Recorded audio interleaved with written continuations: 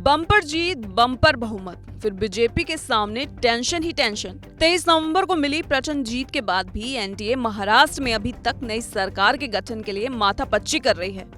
पहले तो केवल शिंदे गुट से बीजेपी परेशान थी, अब अजीत पवार के गुट ने भी बड़ी डिमांड कर दी है।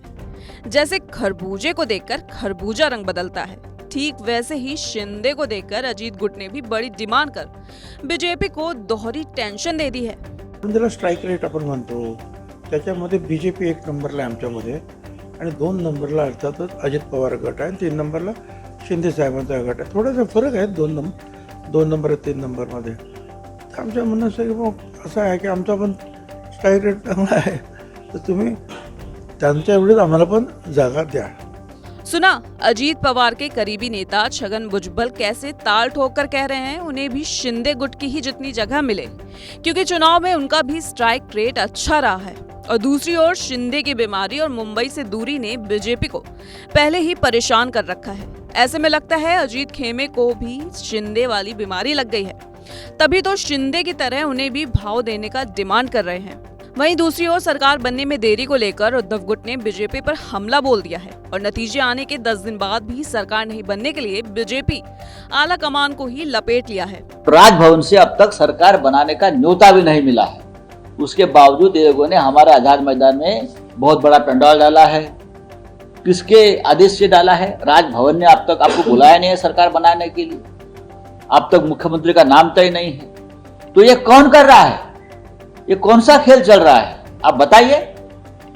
और एकनाथ शिंदे जो है वो जो आंख उठाकर देख रहे हैं ना आप, ये सब दिल्ली का खेल है। अरे ये सब दिल्ली, महाराष्ट्र में जो एक चल रही है मरकट लीला वो सब दिल्ली चला रही है। डमरू बजा रहे हैं दिल्ली से, लोग नाच रहे हैं। गौरतलब है कि 5 दिसंबर को होने वाले शपथ ग्रहण समारोह की तैयारियां जोरों पर हैं और कल यानी 4 दिसंबर को सीएम फेज का नाम फाइनल होना है।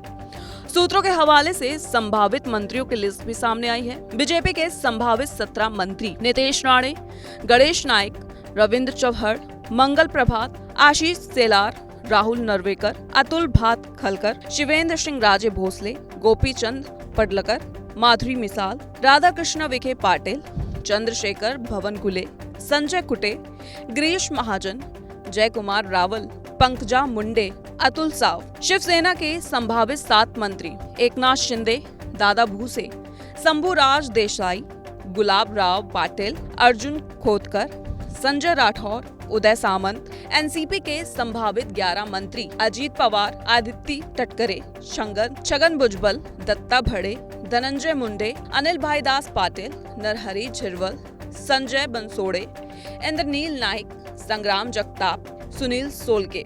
इस लिस्ट के लिहाज से तो महाराष्ट्र की नई सरकार में शिंदे से ज्यादा अजीत गुट को भाव मिलता हुआ नजर आ रहा है। फिर अजीत पवार के नेताओं की बड़ी बड़ी डिमांड बीजेपी को टेंशन देती नजर आ रही है।